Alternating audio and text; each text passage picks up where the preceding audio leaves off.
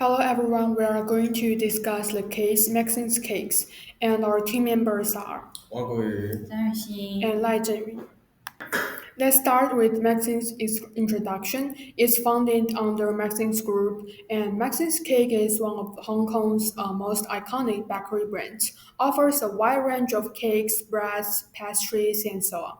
Operates over 170 outlets across Hong Kong with a centralized production system, ensuring quality and efficiency. Known for affordable pricing and strong presence in MRT stations. And now they are facing some challenges that we are going to discuss later. Next one is the background part. They are first founded in Maxim's restaurant as a small cake counter and became the first bakery chain in MRT around 1980. Later launched new brands in style, and now they are the largest bakery chains in Hong Kong. And we're going to talk about a problem that Maxim's meets. First, Maxim's products are not appealing to younger generations because those products are not cool or trendy enough.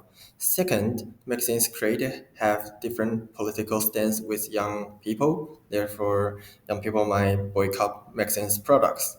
Third one is that they have too many products and lack of clear identity.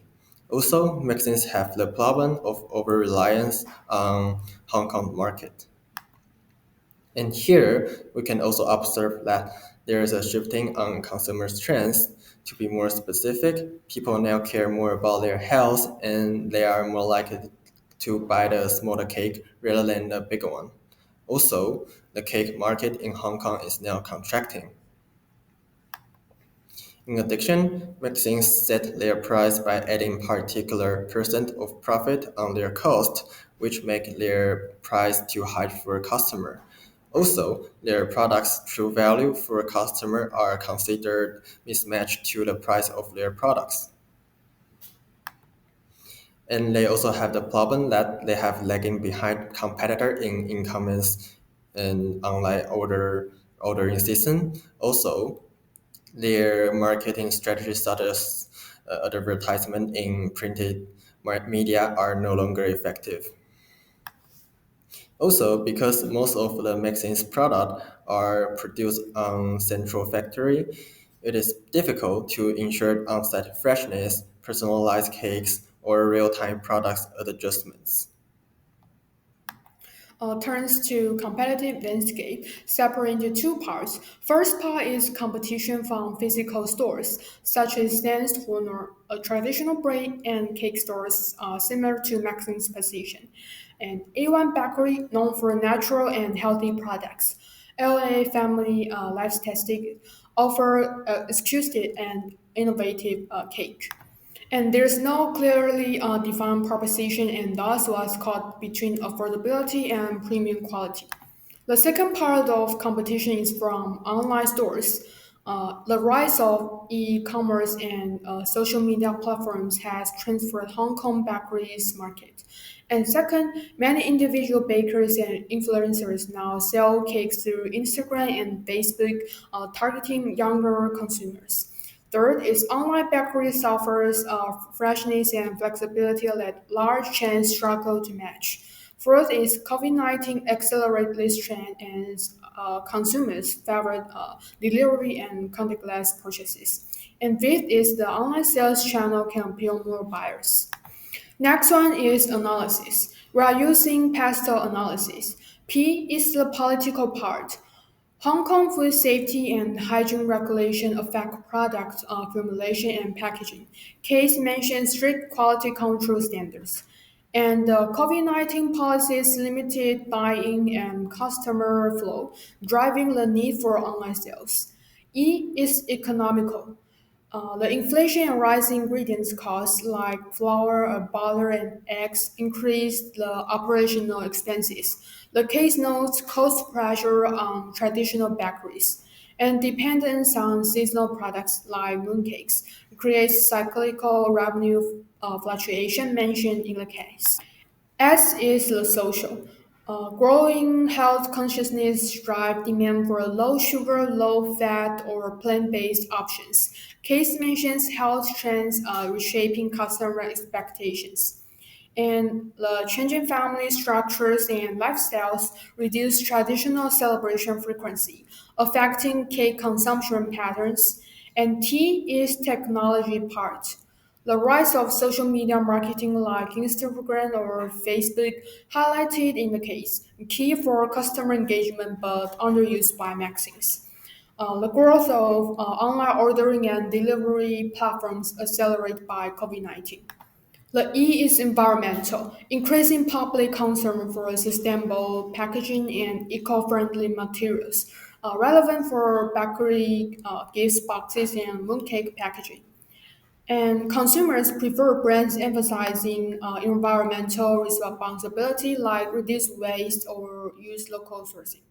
And L is legal. Employment laws like minimum wage or working hours influence the labor costs in bakery production and retail.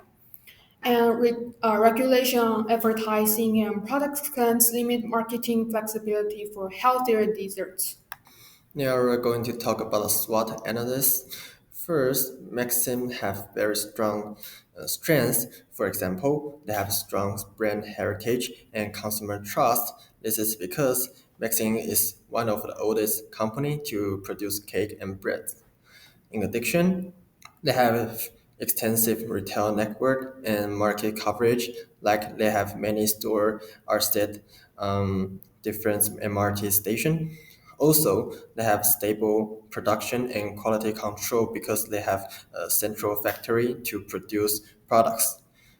Besides their strengths, Mexican also have numerous weaknesses, such as aging brand image, health concern about high sugar content, political controversy, and brands boycott, and lack of freshly baked experience.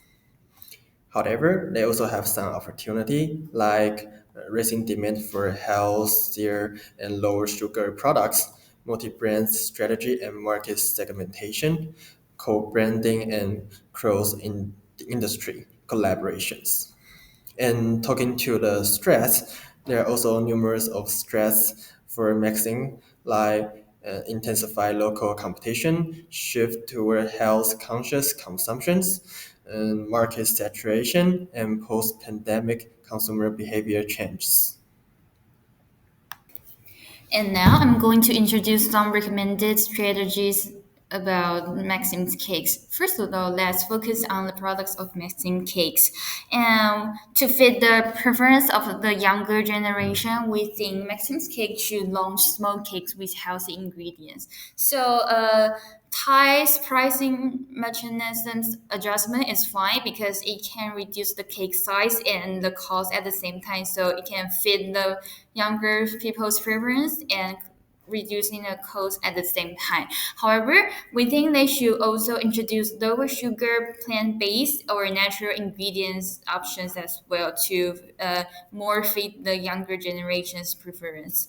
And also, they should refocus product innovation. Even though they produce a new item every 3 days in average, we think this is too much, and they should shift to select signature cakes that are specific and exquisite.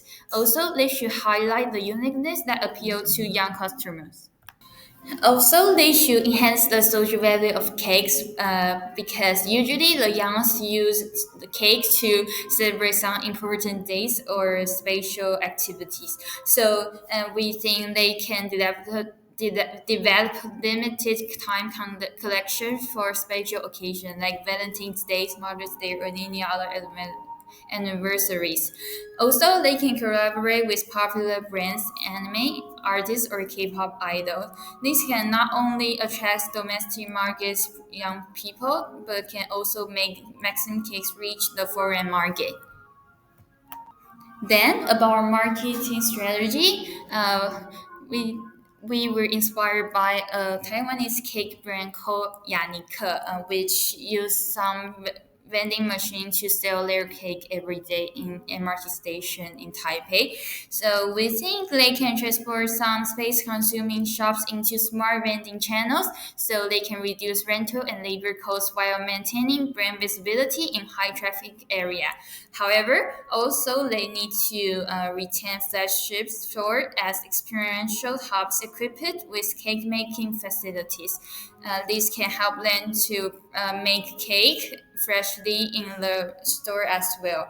And they should also host co-branded events and seasonal campaigns in the flagship stores to attract more young people.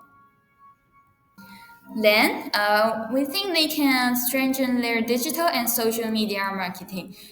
Even though they already strengthen their Facebook and Instagram presence more than before, we think they can do much more beyond this. They can launch interactive campaigns to boost user engagement or partner with influencers to connect with young customers. And besides, we think they can develop an online platform to bring some conveniences for customers. And about some negative sentiment made by some opinion about the anti-government protests in Hong Kong, we think they should develop a sub-brand focusing on creative, health, and youngfulness. It can be a totally different name, which is not relevant to Maxine's cake. So people won't know this is a brand related to Maxine's cake. So they will think, oh, I can buy it because they didn't do the things like the founder's daughter. And yeah. And in conclusion, we think the Maxine's cake should redefine market positioning, align products with young customers' preference, and strengthen their digital and social engagement. And this is all of our presentation. Thanks for your listening.